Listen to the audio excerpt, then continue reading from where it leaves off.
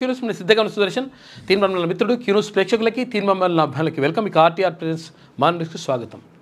మొత్తం మీద ఇక్కడ బనకచెర్ల పైన మొత్తం ప్రధానంగా చర్చ జరుగుతూ ఉంది. అసలు బనకచెర్ల ప్రాజెక్ట్ ఏంది, దానికి సంబంధించినటువంటి విషయాలు ఏంది మనం ఇందాక వీడియోలో చూసినాం. అంటే ఇక్కడ ఏపీలో కడుతున్నటువంటి బనకచెర్ల ప్రాజెక్టుకి సంబంధించి ఇక్కడ గోదావరి నీళ్ళని తరలించాలి, ఆ తర్వాత రాయలసీమను రతనాల సీమలు చేస్తా అని చెప్పేసి గతంలో కేసీఆర్ ప్రకటించిండు. అక్కడ నగరికి పోయి అక్కడ ఎవరైతే గతంలో మంత్రిగా ఏపీ మంత్రిగా ఉన్నటువంటి రోజా ఇంటికి పోయి చేపల కూర తిన్న తర్వాత రాయలసీమ రతనాల సీమ కావాలి, 100% ఇక్కడ ప్రాజెక్టులు కట్టుకోవాలి, నీటిపారుదల సౌకర్యంతో మంచిగా ఉండాలి అని చెప్పేసి అప్పుడే కేసీఆర్ మాట్లాడిండు. ఆ తర్వాత అప్పుడు నీటిపారుదల శాఖ మంత్రిగా ఉన్నటువంటి హరీష్ రావు కూడా దీనికి సపోర్ట్ చేసినట్టుగా మనకు క్లియర్గా అర్థమవుతూ ఉంది. ఈ నేపథ్యంలో ఇప్పుడేమంటా ఉన్నారు, లేదు బనకచెర్ల ప్రాజెక్టుని అక్కడ ఏపీ కడతా ఉంటే ఇక్కడ ఇప్పుడున్నటువంటి కాంగ్రెస్ ప్రభుత్వం తెలంగాణ ప్రభుత్వం ఎందుకు అడ్డుకోవట్లేదు అని చెప్పేసి మళ్ళా అదో లొల్లి పంచాయతీ మొదలైంది.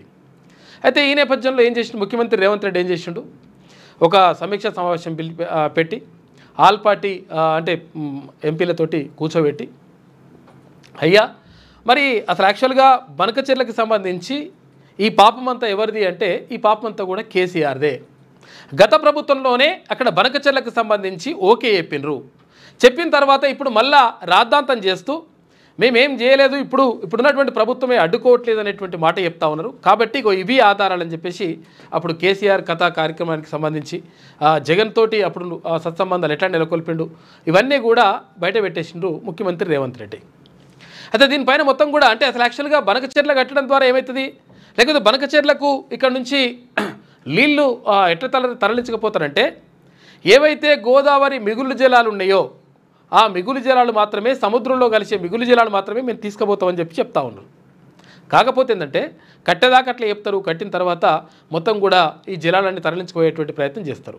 కాబట్టి అక్కడ చంద్రబాబు ఒకవేళ కేంద్ర ప్రభుత్వంతో డీల్ చేసుకుంటే మీరు మోదీ గారితో అంటే కేంద్ర ప్రభుత్వంతో ప్రధానమంత్రితో మీరు మంచిగానే ఉండొచ్చు, కానీ ఇక్కడ తెలంగాణ ప్రజల ఆకాంక్షలు తెలంగాణ ప్రజల యొక్క ఏదైతే అభిష్టం ఉన్నదో దాన్ని ఎట్టి పరిస్థితుల్లో తాకట్టు పెట్టేటువంటి పరిస్థితి ఉండదు. కాబట్టి 100% మా నీళ్లు మాకు వచ్చిన తర్వాత మీరు ఏం చేసుకుంటారో చేసుకోరని చెప్పేసి ముఖ్యమంత్రి రేవంత్ రెడ్డి స్పష్టం చేసేసిండు. కాబట్టి మొత్తం మీద ఇక్కడ బనకచెర్ల ప్రాజెక్టు మరి కట్టడం ద్వారా వాళ్ళు కట్టుకుంటే మనకేందంటే మన నీళ్ళు తీసుకుపోయేటువంటి ప్రయత్నం చేస్తారు. కాబట్టి ఇదంతా లొల్లి నడుస్తూ ఉంది. కాబట్టి ఇది కథ, దీనికి అంతా కూడా బీజం పడ్డది.